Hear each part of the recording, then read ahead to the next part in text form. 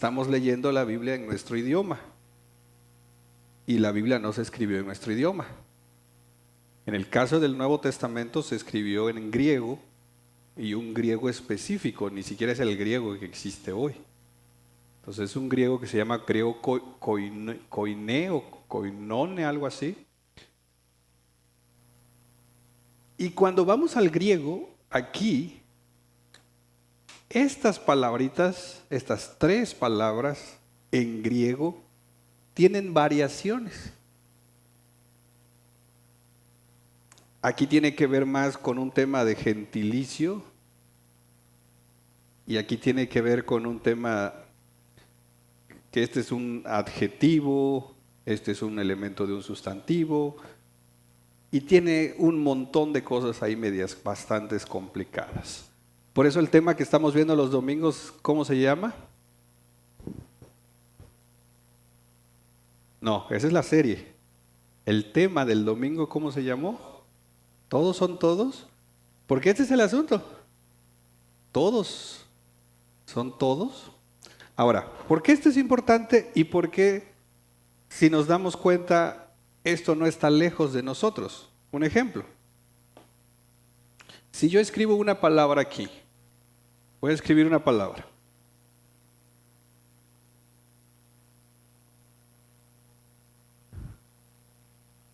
¿Qué significa esa palabra? Auto. ¿Qué más? Carro. Vehículo. ¿Qué más?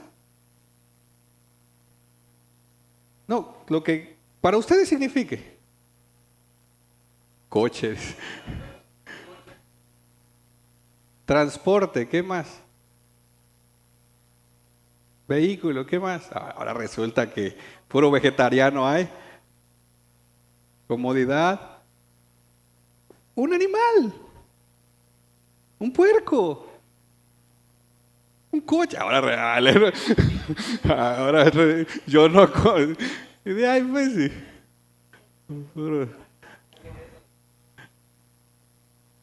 Yo pura lechuga. Dice.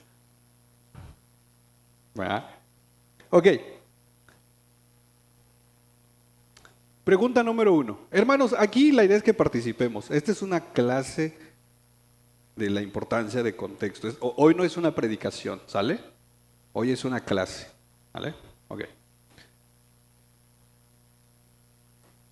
¿Quién, en este caso, quién va a definir su significado?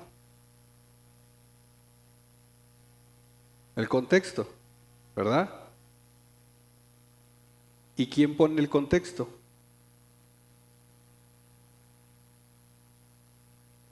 El escritor, ¿no? Ahora imagínense, voy a poner aquí vamos a completar la frase.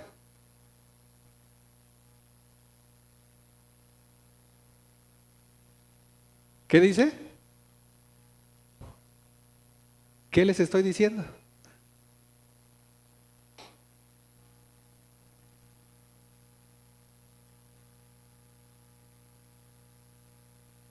Vamos por un coche. ¿Qué necesitamos? Definir qué es coche, ¿verdad? Para entonces entender realmente lo que se quiere decir. Entonces, si alguien te dice, oye, vamos por un coche, depende de quién me lo diga. ¿No? Ok. Si ya vimos que la definición de una palabra lo da el contexto, y en este caso el contexto lo da el autor, ¿qué sería lo más común que tendríamos que hacer para entender mejor la frase o la palabra?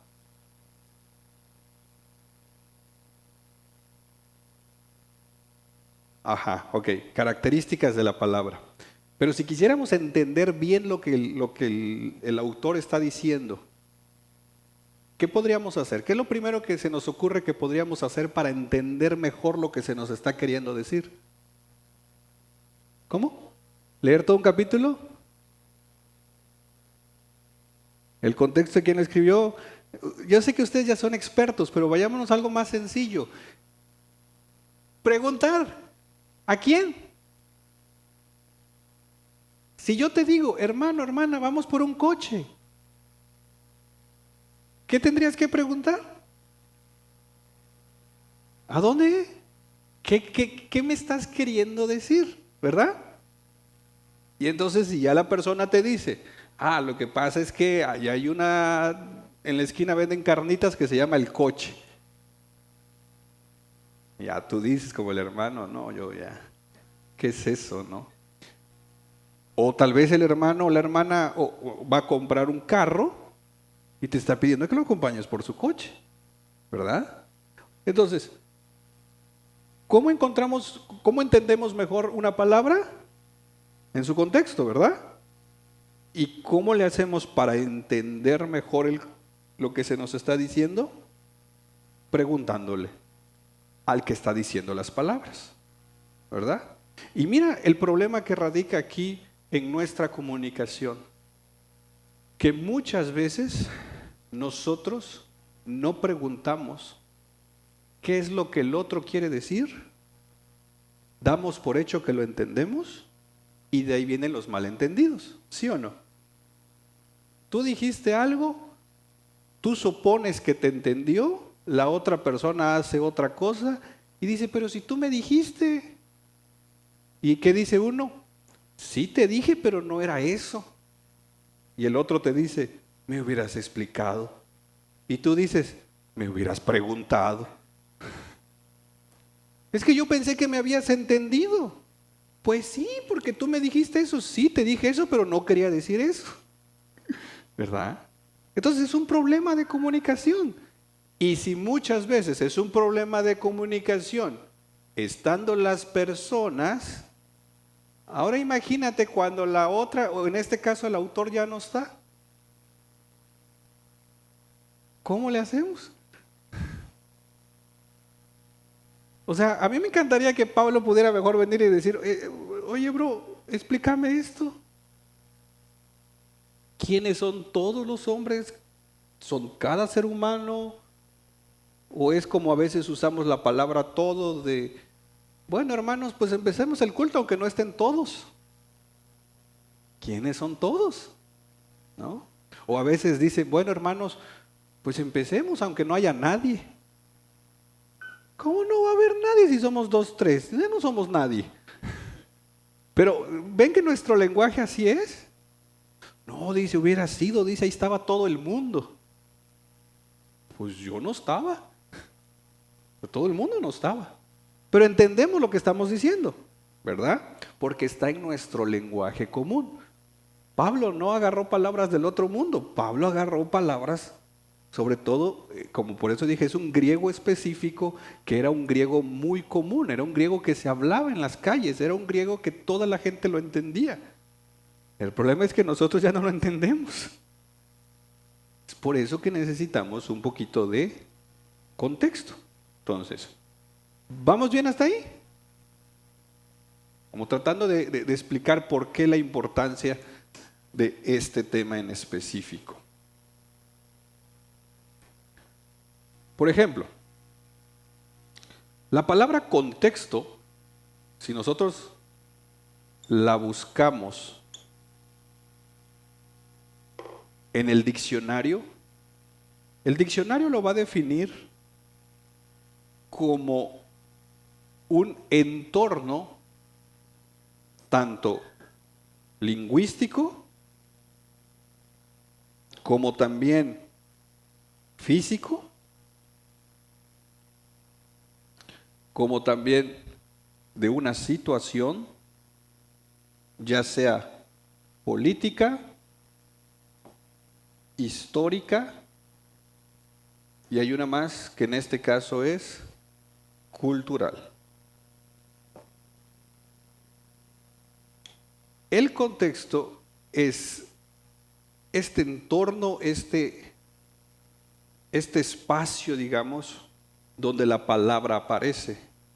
Y como ya vimos, la palabra va a cobrar significado precisamente en ese entorno en el cual está, entorno de palabras, entorno del lugar y la situación que pueda estar pasando.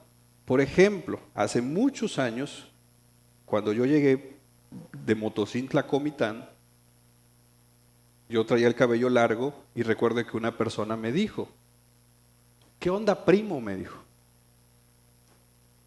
Eso es muy de Comitán, lugar. Y yo dije, ¿primo? Le dije, ¿cómo te apellidas? ¿Hijo de quién sos? Porque para mí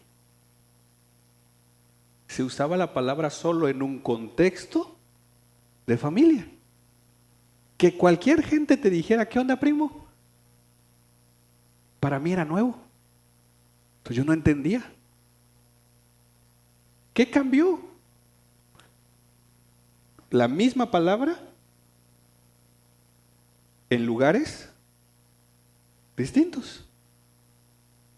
En una situación cultural distinta. ¿Lo entendemos? Es como la palabra pozol. ¿Sales a otros lugares? ¿No ubican qué es? ¿Ubican? Pozole. Entonces, con lechita, dice él, en Tabasco.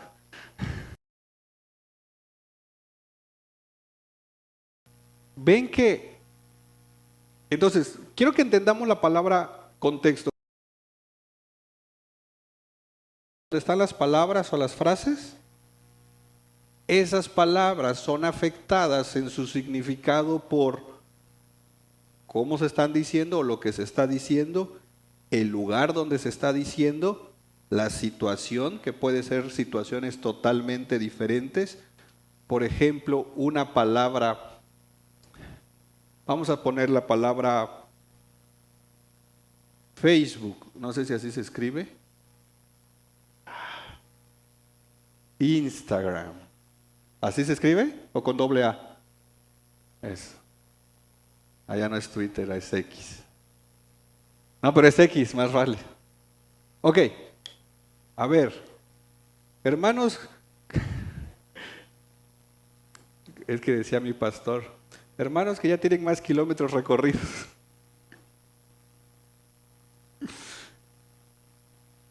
¿Hace 20 años estas palabras existían? No. Hermano, tú y yo hablamos el mismo lenguaje, hermano. ¿Verdad?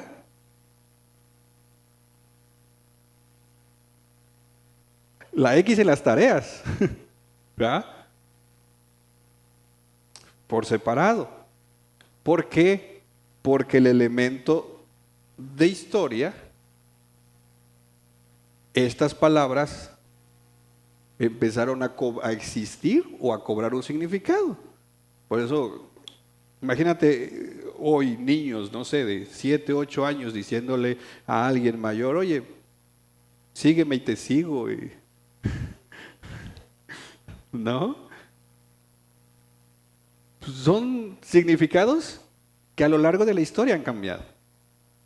Pero las palabras ahí están. ¿Qué es lo que va definiendo el significado de la palabra?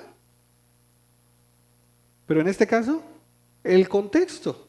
¿Qué es el contexto? El entorno donde se dan las palabras, los lugares.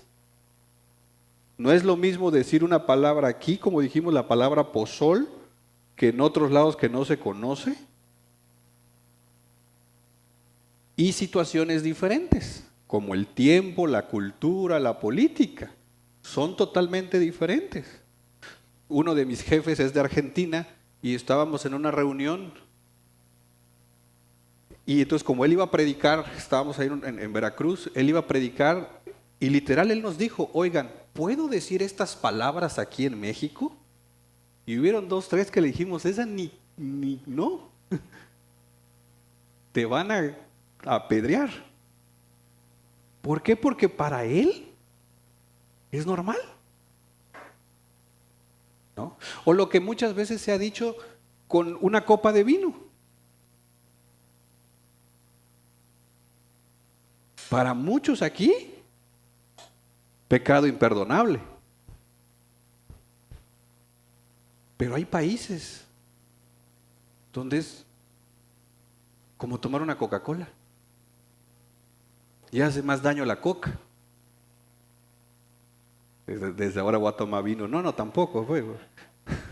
Ya sé que luego andamos. Bueno, ¿estamos entendiendo la palabra contexto? ¿Vamos bien? Si alguien tiene una pregunta hoy en particular, que no es una predicación, pueden irla siguiendo, nada más alcen su mano para que yo los ubique, ¿sale? ¿Vamos bien? Okay. Ahora, ya teniendo un poquito más entendido la importancia del contexto y lo que es un contexto, en el caso de la Biblia,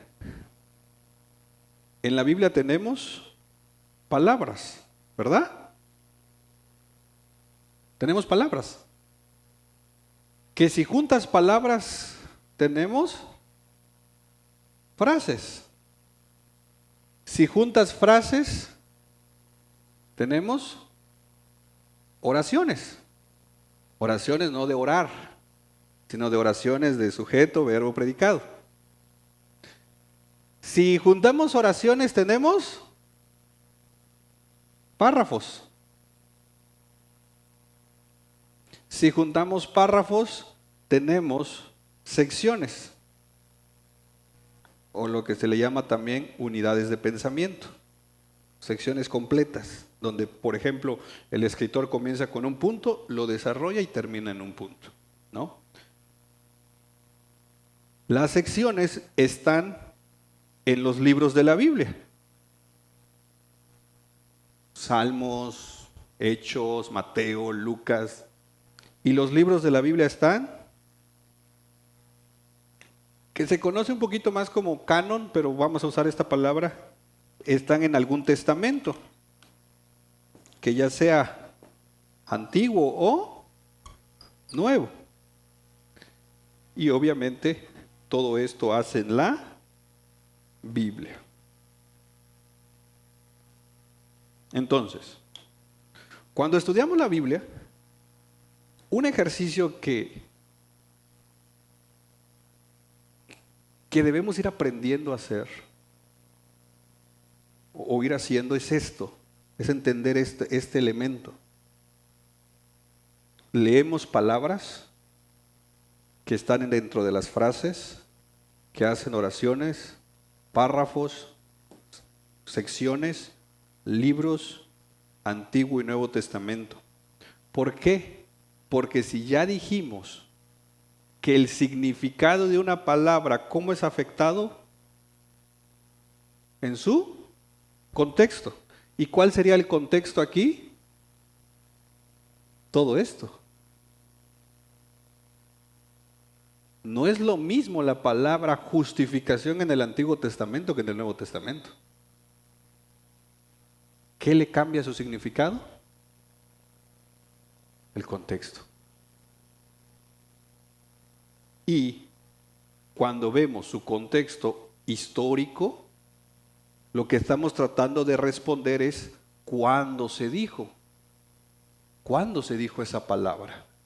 Cuando queremos conocer su contexto cultural, queremos responder dónde se dijo. Cuando queremos responder su contexto literario,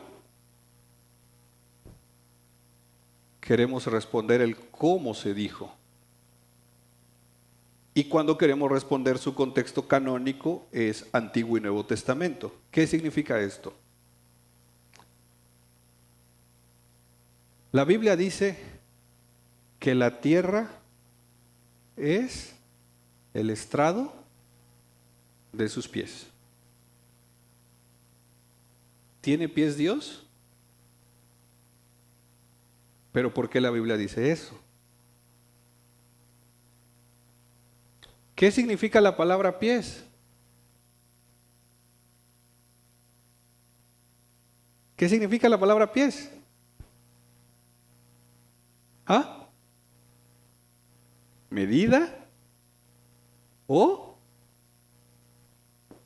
extremidad? Parte de un cuerpo. Cuando la Biblia dice que la tierra es el estrado de sus pies, ¿a qué se refiere? ¿A una extremidad del cuerpo o a una medida?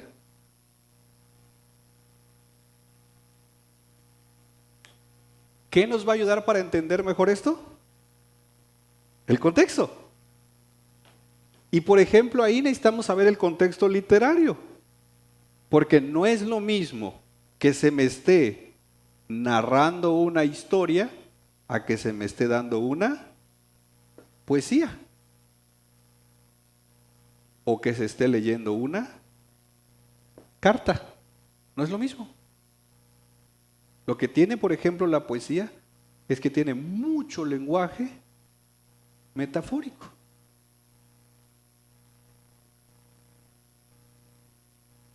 Dice que los árboles, por ejemplo, van a aplaudir. ¿Cómo? Entonces, perdón por el... Entonces,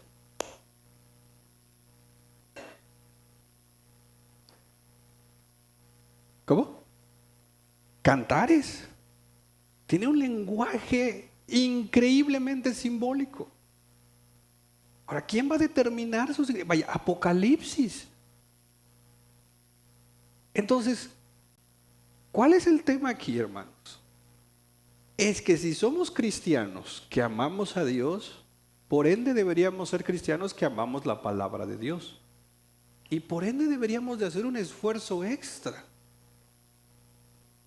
para poder entender mejor la palabra. A ver, ¿nunca te ha pasado que te llegó un mensaje de una persona y lo lees una y otra vez porque ¿qué quieres? Sí. Y hasta preguntas, ¿no? Oye, ¿qué quiero decir aquí? Díselo, sabe. ¿No? Ahora, ¿por qué quieres entenderlo? El mensaje que te llegó. Porque quieres saber el significado. ¿Pero por qué quieres saber el significado?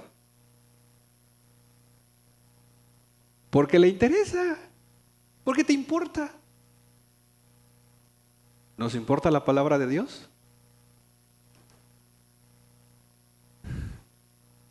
¿Por qué no la leemos una y otra vez hasta entenderla entonces?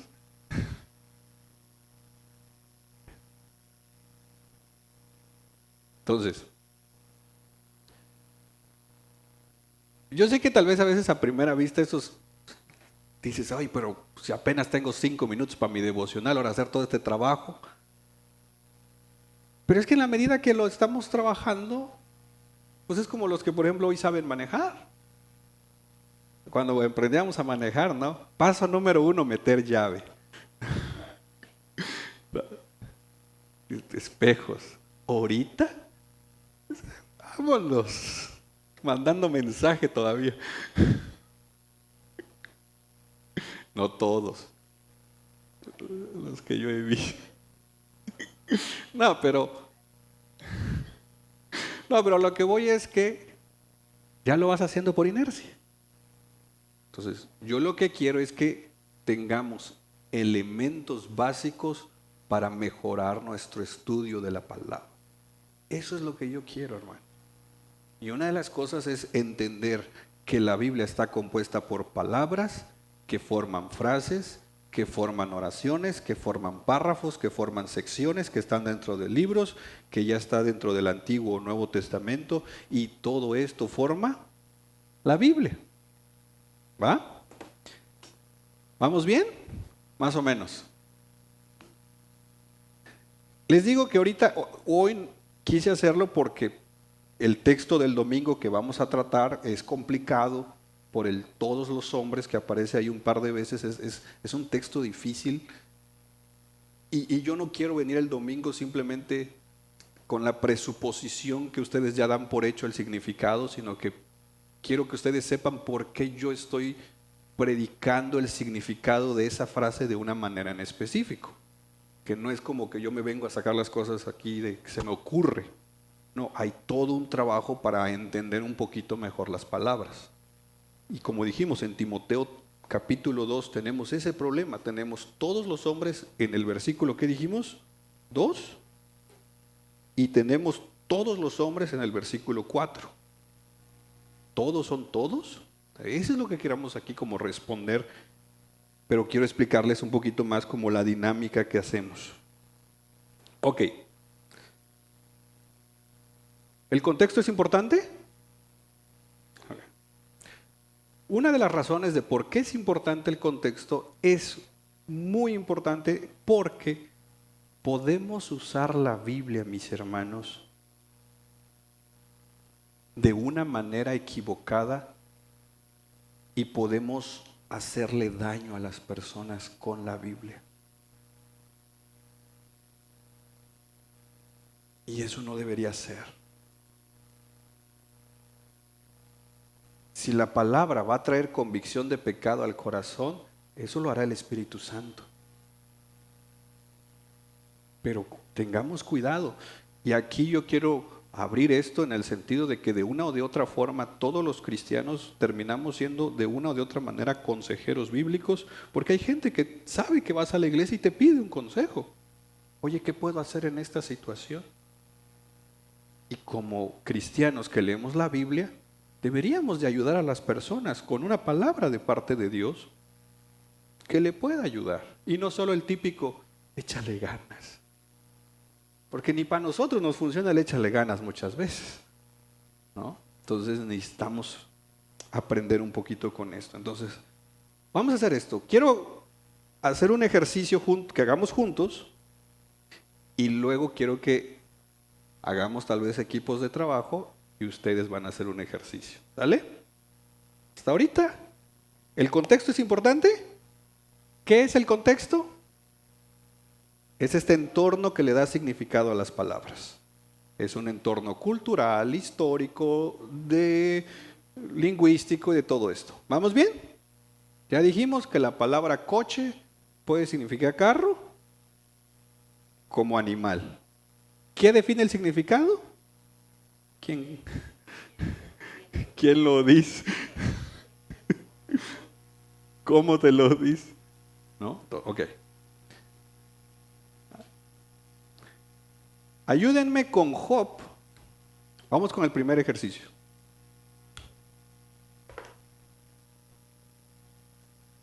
Ya me estoy acabando los plumones. Job, capítulo 18,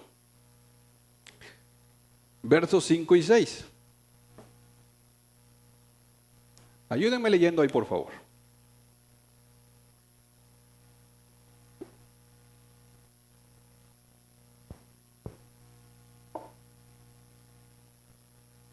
¿Qué dice, hermanos?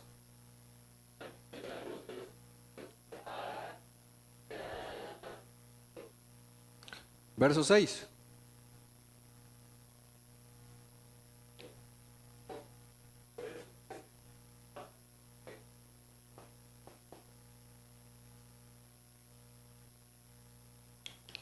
Así a primera instancia, si alguien te pidiera y te preguntara, ¿qué significa el verso 5 y 6 de Job? ¿Puedes poner nuevamente el 5? Ciertamente la luz de los impíos se apaga, no brillará la llama de su fuego. Aquí hay dos elementos que es luz pero el fuego implica luz, ¿verdad? Oscuridad, algo que se apaga. Y cuando se apaga algo queda en oscuridad. Entonces, la luz de los impíos, ¿qué va a pasar? Se apaga. No brillará porque ya está apagada la llama de su fuego, de su luz. Verso 6. La luz en su tienda se oscurece. Su lámpara sobre él se apaga. Luz, oscuridad. brilla, se apaga. ¿De quién? Del impío. ¿Qué está queriendo decir Bildad? Porque aquí está hablando Bildad. Así, a primera instancia, ¿qué está diciendo? ¿La qué? Ok, pero ¿en dónde ponemos la muerte? ¿En la oscuridad? ¿Seguros?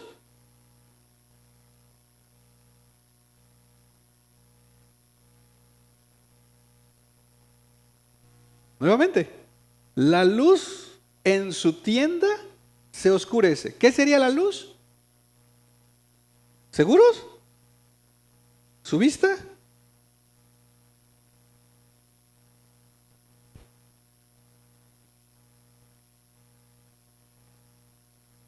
¿La vida? ¿Le ponemos la vida? Ok. Por lo tanto, oscuridad sería, porque está contrarrestando, ¿verdad? Es contraponiendo, ¿verdad? Ok.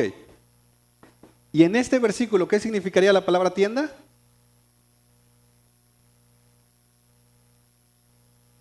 ¿Su cuerpo? ¿Su casa? Verso 5. Ciertamente, la luz, ¿de quién? De los impíos. Se apaga. No brillará la llama de su fuego. ¿No? Entonces, Bildad lo que está diciendo es que el impío va a morir. ¿Verdad? Pero qué tan difícil lo complica este Bildad, ¿no? Si la luz es la vida y la oscuridad es muerte, lo que básicamente estaría diciendo es, la vida del impío va a perecer, va a terminar. Puedes ponerlo tantito en la NTV a ver cómo dice. El verso 5 dice, ciertamente la luz de las chispas de su fuego. Verso 6, la luz en su carpa sería él. No tanto su cuerpo como tal, sí su cuerpo en el sentido de que es parte de él, pero todo lo que conlleva su ser, ¿no? Su alma, su cuerpo, todo lo que él es, se oscurecerá. La lámpara colgada del techo. Entonces, ¿qué le pasa al impío? Al malvado.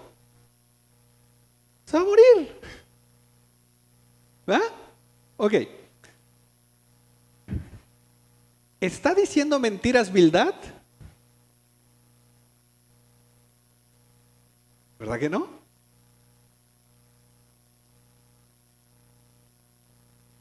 ¿Puedes poner tantito el verso 18 de ahí mismo de Job 18? Mira qué pasa con el impío. Nuevamente, mira, es que lanzado de la luz. Y aquí ya entendemos un poquito más el elemento de vida y muerte. Y de la tierra habitada, es decir, de la vida, lo echan. ¿Puedes poner la NTV tantito? Serán sacados de la luz, arrojados a las ¿qué? Y expulsados del mundo. Entonces, Bildad básicamente dice, el impío, el malvado, va a pasar de vida a muerte. Y en el contexto cultural, el elemento oscuridad tiene que ver específicamente con juicio. Que la vida se apagara y fuese echada una persona a la oscuridad, tenía que ver con juicio. Ahora, vayamos a 3 textos. Proverbios 13:9.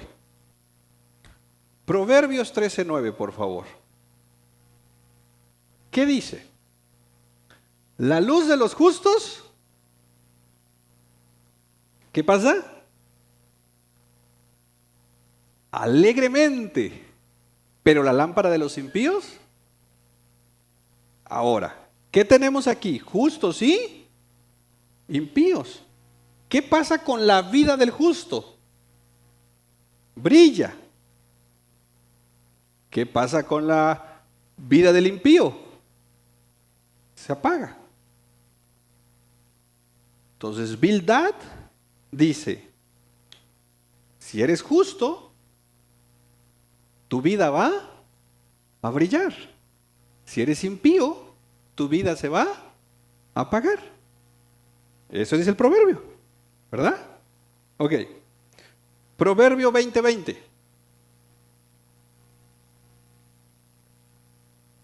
Al que maldice a su padre o a su madre,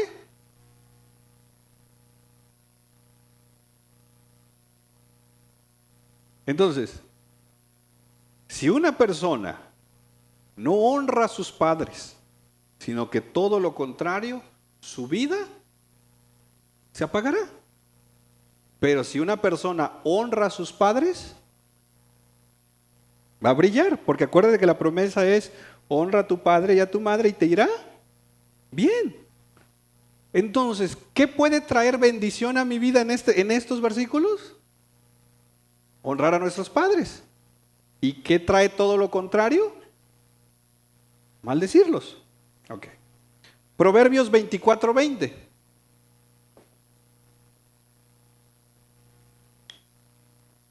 Porque no habrá ¿qué? La lámpara de los impíos.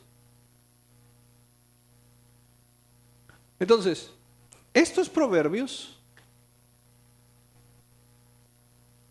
están diciendo lo que Bildad dijo, ¿verdad? Entonces, Bildad está dando una declaración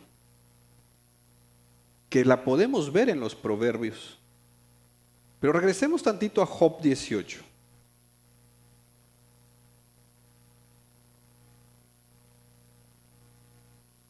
El problema que vamos a toparnos aquí es que en este caso el amigo de Job, Bildad, teniendo a Job sufriendo lo que estaba sufriendo, Bildad viene con sus argumentos teológicos. ¿Cuáles son sus argumentos teológicos? El impío va a morir. En esencia, ¿qué le está diciendo a Job? Sí te vas a morir, pero en esencia, ¿qué es? Eres impío. Qué amigo, ¿no? Pero entonces, yo quiero que vean la lógica de aquí. ¿A quién le va mal? Al impío. ¿Por qué? Porque hace cosas malas. Entonces, la lógica de aquí es, si haces cosas malas, te va mal. Si haces cosas buenas, esto se conoce como teología de la... Aquí ya escribo en lenguas, hermanos. De la retribución. Si hago cosas buenas, ¿cómo se supone me debe ir? Bien. Si hago cosas malas, ¿qué esperaría? Entonces, cuando Bildad viene con esta lógica que aparece en los proverbios, en esencia le está diciendo a Job, Job, ¿a ti te está yendo mal? ¿Por qué? Porque pecaste.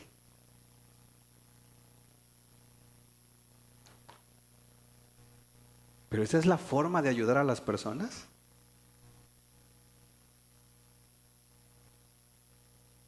Ahora, si algo hace el libro de Job en nuestras vidas es romper muchos esquemas cuadrados que tenemos. ¿Por qué? Porque el tema con la teología de la retribución es que si algo hemos visto en esta vida, es que esto no se cumple.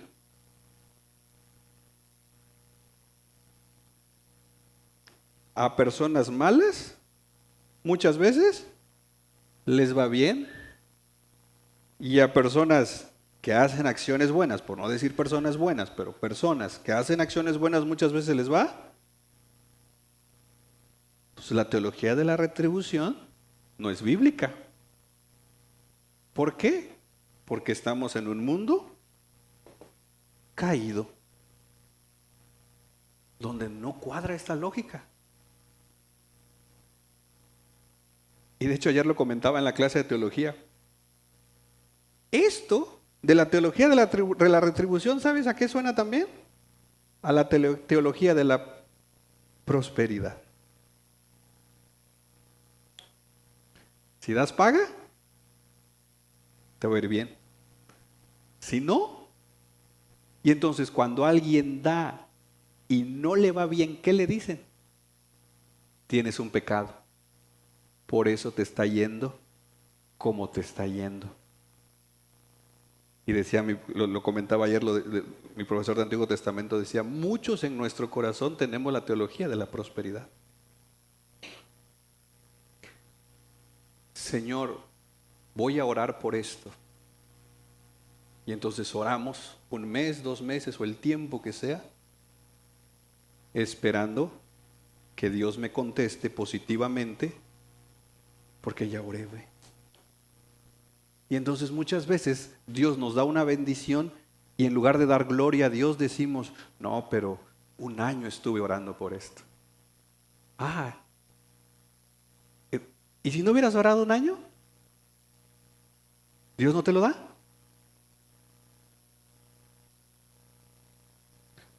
El domingo decíamos, Pablo está hablando de la oración. Una oración que entiende la soberanía de Dios en que principalmente la oración no debe ser una acción para pedir. La oración principalmente debe ser para pasar tiempo con Dios. Y en segundo lugar, conocer su voluntad. Y alinear mi vida a su voluntad. Pero muchas veces como pueblo de Dios hemos reducido la oración a solo una cosa. ¿Cuál es? Pedir. Oye, qué bonito carro, sí, dice, 1 año estuve orando. Entonces, ¿cuál es el mensaje que estás dando? Al que no tiene. Entonces me voy a poner a orar 1 año. Y cuando después de 1 año no me da carro Dios, Dios no me quiere. ¿Cómo aquel pues si ni al culto llega? Porque luego. Pero ¿cómo para aquel? Entonces, Bildad, y ojo, está usando proverbios y los está trayendo a una mala aplicación. Ahora, los proverbios nos dicen estos porque recordemos, aquí viene el contexto lingüístico en que los proverbios son, ¿cómo decirlo? Los proverbios son principios universales que si los aplicamos correctamente, se espera que den esos resultados. El asunto es nuevamente que estamos en un mundo caído. Entonces, lo que agarra Bildad es agarra unos textos bíblicos y es como aquel predicador que agarra unos textos bíblicos para traerlos al púlpito y echarle piedra a la gente. ¿Por qué? Porque en esencia, y todavía uno dice, no, pero si la palabra es la que está hablando, ¿de verdad? ¿O soy yo el que quiere realmente que la palabra diga algo? Porque me puede pasar. Y nos puede pasar. Y le voy a mandar un versículo bíblico a tal persona. ¿No? Entonces, ¿qué es lo que va definiendo aquí todas estas cosas? Su contexto. Bildad, en esencia lo que hizo, por así decirlo, es agarrar textos fuera de su contexto. Y se los vino a descargar a un hombre que de por sí estaba sufriendo. Cuidado con agarrar textos fuera de su contexto. Ahora sí, hagamos 3 equipos, hermano. Ahí muevan sus sillas, hagamos 3 equipos. Ahora, Vamos a hacer un ejercicio por equipo. Vamos, hermanos, tenemos nada más 10 minutos ya para qué. Es más, hoy sí se les permite ir por café y pan. Como que si no lo hiciéramos otras veces.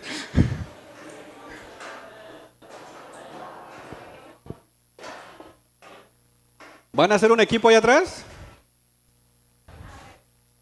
Ok.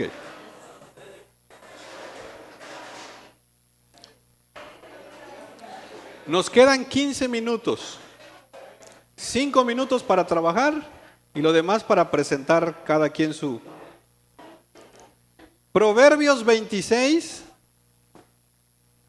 verso 4 y 5. ¿Lo puedes poner, hermano? Ok, pónganme atención. Miren qué dice Proverbios 26, 4. No respondas al necio de acuerdo con su necedad. ¿Para qué? Mira, nuevamente, quiero que lo veas. No respondas al necio de acuerdo con su necedad, para que no seas tú también como él. Verso 5. Responde al necio según su necedad se merece, para que no seas sabio ante sus propios ojos. ¿Qué me dice el verso 4? ¿Y qué dice el verso 5? La pregunta es, ¿qué tenemos que hacer? ¿Responder o no responder? Y miren, lo primero que yo hice fue, es que aquí no hay chance, pero si lo ves en tu Biblia, te vas a dar no usen inteligencia artificial, por favor. Porque si bien les puede dar una respuesta, está aprendiendo mal la inteligencia artificial. La estamos alimentando. No, hermano, hagamos. Ok. Vean sus Biblias, que en sus Biblias sí se pueden ver los dos versículos. ¿Saben qué es lo primero que yo hice? Dije, aquí hay un truco.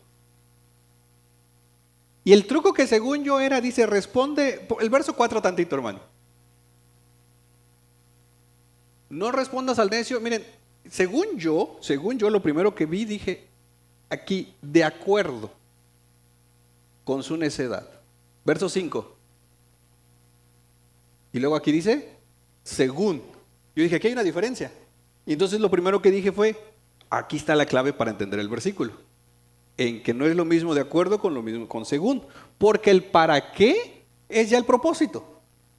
O sea, el propósito es el resultado. Yo lo que necesito saber es qué hago. ¿Respondo o no respondo al necio? Pero en hebreo no hay ningún cambio. Entonces, ese no es la diferencia. Ese según o para qué no tiene nada que ver. Esa ya es una traducción. En hebreo son exactamente las mismas palabras.